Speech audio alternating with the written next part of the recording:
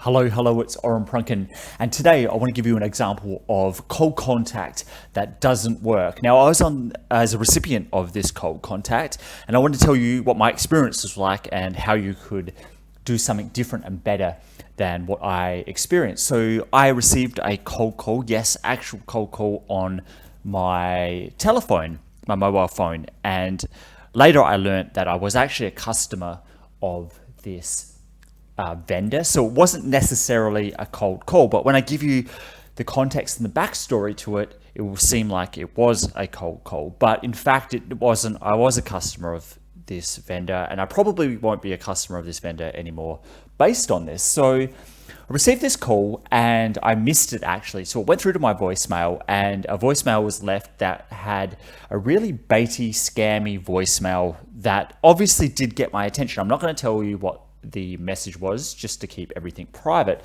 but it was pretty scammy in terms of what was left. So I ended up calling the number back and didn't get an answer. I also SMS'd the number back saying that I was busy and I couldn't take the call, but they could either reply by email and let me know when would be a good time to call and talk. You know, just the regular things most people do when they're playing phone tag. Now, again, I didn't get a reply to that SMS, and it took them about 24 hours to get back to me.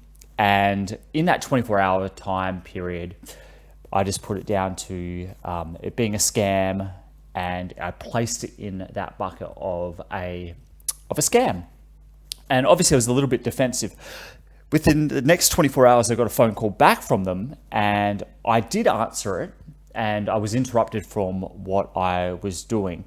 And what they did was jump straight into asking me a whole bunch of information, questions about the situation and circumstance and context that I was in personally. Obviously, this triggered it being a sales call to me. Now, I won't go into anything else beyond that, but the phone call was interrupting me, and it was putting a conversation or a communication on their terms. It wasn't on my terms. Now, if they had replied to my original SMS saying, let's tee up a time where it works for both of us, I would have probably been more open to the call. But again, it interrupted me. I was in the middle of something, and it just wasn't on my terms. So the biggest thing, and it really surprises me because it was a sales call, they should potentially know better. But then again, on the flip side, not every salesperson is good at what they do. First, I wasn't going to answer any of the information they were asking of me. They went straight into a qualifying needs analysis. I didn't actually know who they were.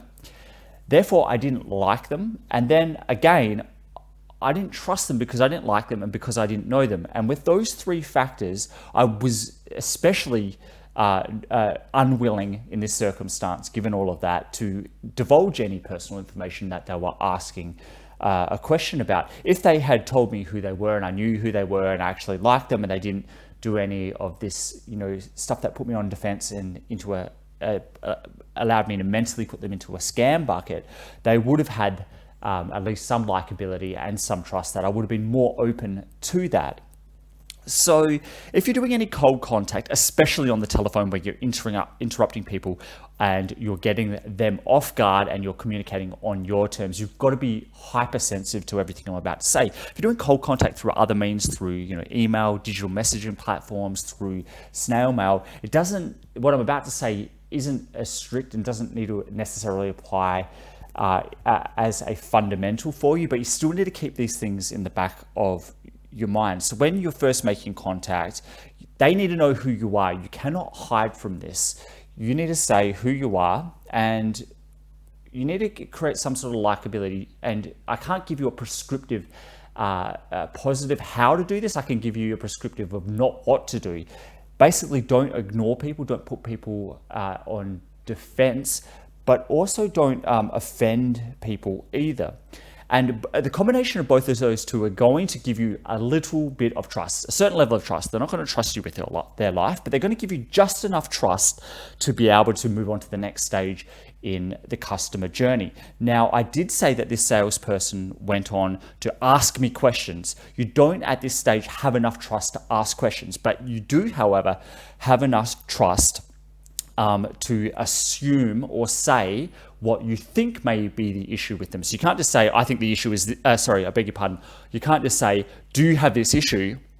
You do have the trust level to be say, look, I think people in your situation have this issue. It's subtle difference where you're not getting people to divulge, but you are getting them to divulge by making an assumption. That statement, rather than a question alone, will allow you to qualify or just as likely disqualify that person.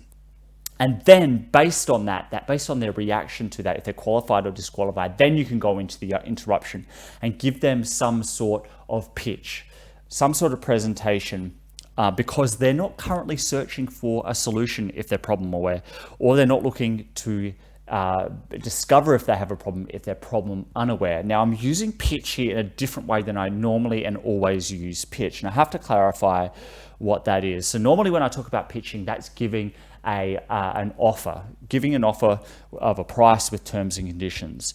I'm using pitch in this situation as sales, and the normal way I define sales is saying something that gets someone to change the way they believe, the way they see the world, and change their beliefs. So changing someone's belief or way they see the world is what I define as sales. So when I say then you can go and pitch them, all I'm saying is not give them an offer to a product, service, or solution, but try to get them to see the world in a different way than they currently do, particularly to show that they do have a problem and that there are solutions out there. And I say solutions as a plural because ultimately your product is only one of a range of solutions that are potentially out there. I'm not going to go into what that is today. It's probably an episode for another time. So to bring this back to where I started before I got on that slight tangent, when you're cold contacting, particularly with cold calling, you are interrupting people. So what you need to do is make sure you tell them who you are, and make sure you don't do anything that makes them dislike you or put them on the back foot. Both of those things will build trust with that person, but just enough trust for you to be able to pitch. In other words, sell them on the idea that there is a solution out there and that they may have a problem. Just doing that will help them qualify themselves to say, yes, they do have a problem and they are searching for solutions, or they have a solution and it's not the best, or it will disqualify them to say that they don't have a problem, or they do have a problem, but the solution is a perfect match, which you will then disqualify them and move on.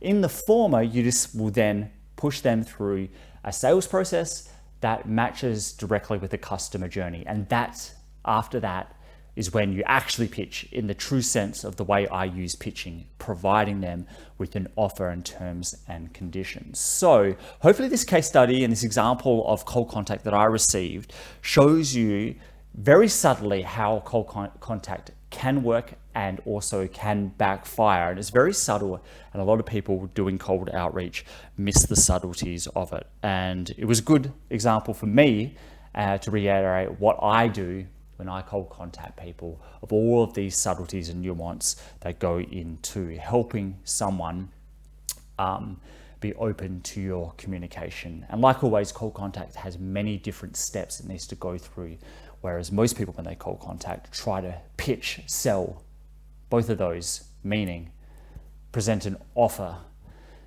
for a price with terms and conditions. So try this out if you're doing any cold contact. Let me know how you go. I love hearing from people and how they implement these things and the results they get from it. So until we talk next time, I hope you have a fantastic day, and we'll talk soon. Goodbye.